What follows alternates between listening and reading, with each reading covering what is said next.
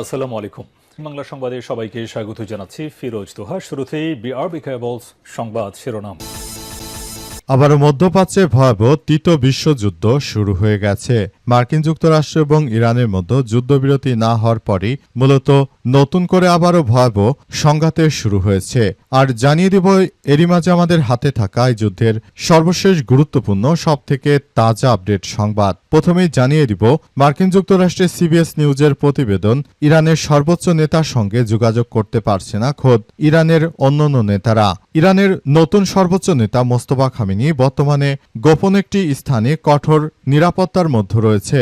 বাইরের বিশ্বের সঙ্গে তার যোগাযোগ খুবই সীমিত, এমনটাই তথ্য জানিয়েছে মার্কিন সংবাদ মাধ্যম সিবিএস নিউজ। আজ প্রকাশিত এক প্রতিবেদনে মার্কিন গোয়েন্দা সূত্রে বরাত দিয়ে বলা হয়েছে, ইরানের সর্বোচ্চ নেতার কাছে পৌঁছাতে জটিল বার্তাবাহক ব্যবস্থার উপর নির্ভর করতে হচ্ছে। এরপর জানাবো, ইরানের সর্বোচ্চ নেতার অনুমোদন ছাড়া কোনো সিদ্ধান্ত নেওয়া হবে না জানালেন ইরানের প্রেসিডেন্ট মাসুদ পেজেশকিয়ান। ইরানের সর্বোচ্চ ধর্মীয় নেতা মোস্তফা খামেনির অনুমোদন ছাড়া কোনো সিদ্ধান্ত নেওয়া হবে না বলে জানিয়েছে দেশটির প্রেসিডেন্ট মাসুদ পেজেশকিয়ান। এক বিবৃতিতে এসব তথ্য জানিয়েছেন তিনি। খবর সামা টিভির। তিনি আরও জানিয়েছেন যে রাষ্ট্র পরিচালনা এবং জাতীয় স্বার্থ রক্ষার জন্য সব সিদ্ধান্তই সর্বোচ্চ নেতার সম্মতির সমন্বয়ে নেওয়া হবে। এদিকে ইসরায়েলি হামলায় সিভিল ডিফেন্স স্থাপনা ধ্বংসের দাবি লেবাননের সিভিল ডিফেন্স বিভাগ জানিয়েছে, দেশটির দক্ষিণাঞ্চল শহর নাবাতিয়েতে তাদের আঞ্চলিক স্থাপনা আজ ভোরে ইসরায়েলি হামলায় ধ্বংস হয়ে গেছে। বৈরুত থেকে বার্তা সংস্থা এএফপি এই তথ্য জানিয়েছে।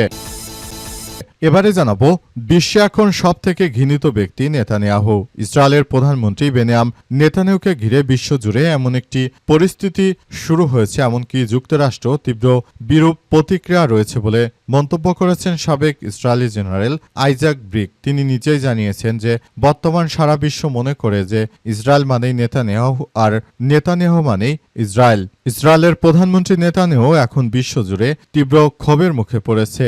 আজ প্রতিবেদনে ইরানের সংবাদ সংস্থা তাসনিম নিউজ এজেন্সি জানিয়েছে, ইসরায়েলি সেনাবাহিনীর অবসরপ্রাপ্ত মেজর জেনারেল আইজাক ব্রিক নিজেই এই বিস্ফোরক মন্তব্য করে জানিয়েছেন যে বিশ্বে এখন সবথেকে ঘৃণিত ব্যক্তি নেতানিয়াহু।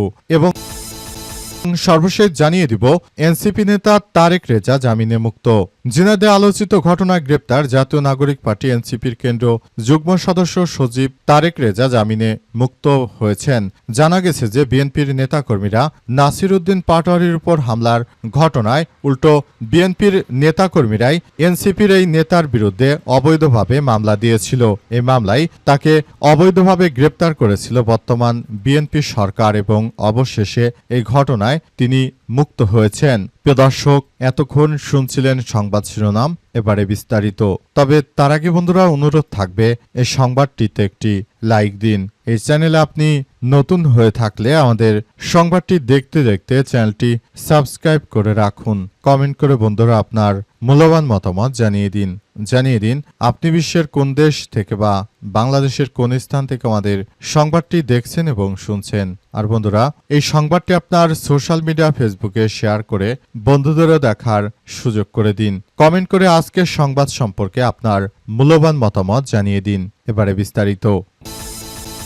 সিবিএস নিউজের প্রতিবেদন, ইরানের সর্বোচ্চ নেতার সঙ্গে যোগাযোগ করতে পারছে না খোদ ইরানের নেতারা। ইরানের নতুন সর্বোচ্চ নেতা মোস্তফা খামেনি বর্তমানে গোপনে একটি স্থানে কঠোর নিরাপত্তার মধ্যে অবস্থান করছেন। বাইরের বিশ্বের সঙ্গে তার যোগাযোগ খুবই সীমিত, এমনটাই তথ্য জানিয়েছে মার্কিন সংবাদ মাধ্যম সিবিএস নিউজ। আজ প্রকাশিত এক প্রতিবেদনে মার্কিন গোয়েন্দা সূত্রের বরাত দিয়ে জানানো হয়েছে যে ইরানের সর্বোচ্চ নেতা তার কাছে পৌঁছাতে জটিল বার্তাবাহক অবস্থার উপর নির্ভর করতে হচ্ছে। ইরানের সর্বোচ্চ ধর্মীয় নেতা তিনি এমন এক জায়গায় আত্মগোপনে রয়েছেন যে সারা বিশ্ব তাকে খোঁজার চেষ্টা করলেও তাকে আসলে পাওয়া যাচ্ছে না। তিনি এই মুহূর্তে কোথায় রয়েছেন এবং কি করছেন না করছেন কোনো তথ্যই আসলে আমরা জানতে পারছি না।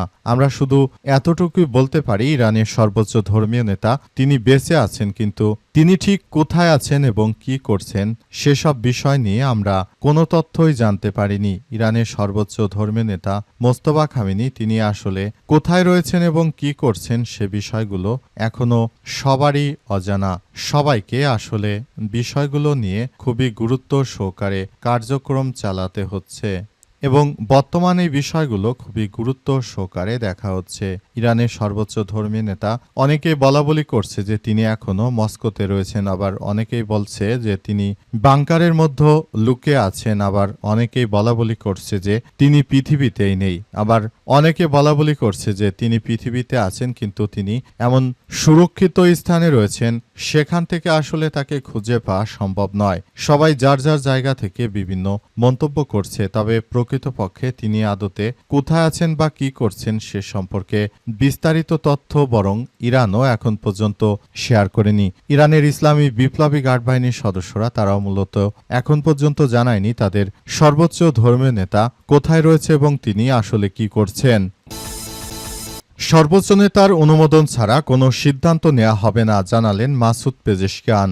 ইরানের সর্বোচ্চ ধর্মীয় নেতা মোস্তফা খামেনি তার কাছ থেকে কোনো অনুমোদন না নিয়ে কোনো কাজ করা হবে না বলে জানিয়েছে ইরানের প্রেসিডেন্ট মাসুদ পেজেশকিয়ান। তিনি জানিয়েছেন যে ইরানের সর্বোচ্চ ধর্মীয় নেতা তার কাছ থেকেই আমরা এই ধরনের বিষয়ে পরামর্শ নেব এবং তিনি যদি আমাদেরকে পরামর্শ দেন তবেই আমরা কেবলমাত্র সেই কাজটি করব, তাছাড়া আমরা নিজেদের সিদ্ধান্ত অনুযায়ী কোনো কাজ করব না বলে জানান মাসুদ পেজেশকিয়ান। তিনি জানান, আমাদের সর্বোচ্চ ধর্মীয় নেতা তিনি ছিলেন, আছেন এবং আমাদের মাঝেই রয়েছেন। আমরা বিশ্বাস করি তিনি দীর্ঘদিন ধরে আমাদের সঙ্গে রয়েছেন এবং তিনি আসলে আমাদেরকে নিয়ে কার্যক্রম চালাচ্ছেন। তাই এই বিষয়গুলোকে খুবই গুরুত্ব সহকারে দেখা হচ্ছে এবং আমরা মনে করি এটি আমাদের সবার জন্য খুব ভালো কিছু বয়ে আনছে।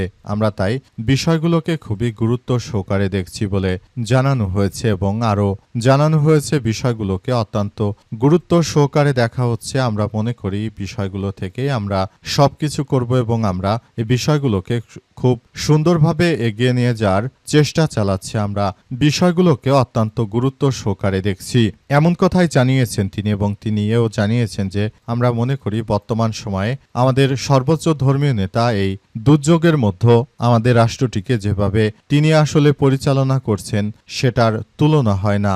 এটি আসলে আমাদের সবার জন্য অনেক ভালো কিছু বয়ে আনবে এবং আমরা সেই প্রত্যাশা নিয়েই রয়েছি বলে জানিয়েছেন পেজেশকিয়ান।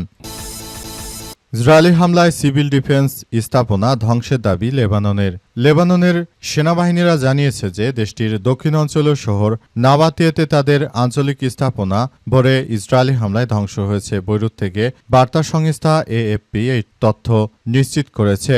সিভিল ডিফেন্সের মহাপরিদপ্তর এক বিবৃতিতে জানিয়ে যে শত্রু ইসরায়েলি বাহিনী সরাসরি হামলায় ভবনটি ধসে পড়ে এতে বিপুল পরিমাণ যানবাহন ও সরঞ্জাম ক্ষতিগ্রস্ত হয়েছে। তবে হামলায় তাদের কোনো সদস্য হতাহত হয়নি। ঘটনার আগে কর্মীদের অন্য স্থানে সরিয়ে নেওয়া হয়েছিল বলে জানানো হয়েছে। মানবিক ও ত্রাণ কার্যক্রম পরিচালনায় ব্যবহৃত একটি কেন্দ্রের উপর হামলা নিন্দা জানিয়েছে সংস্থাটি। তারা বলছে যে চলমান পরিস্থিতিতে কার্যক্রম পরিচালনা ক্রমবর্ধমান ঝুঁকি এবং চ্যালেঞ্জ এর মুখে পড়তে হচ্ছে। গত 17 এপ্রিল যুদ্ধবিরতি কার্যকর হলেও লেবাননে ইসরায়েলি হামলা অব্যাহত রয়েছে।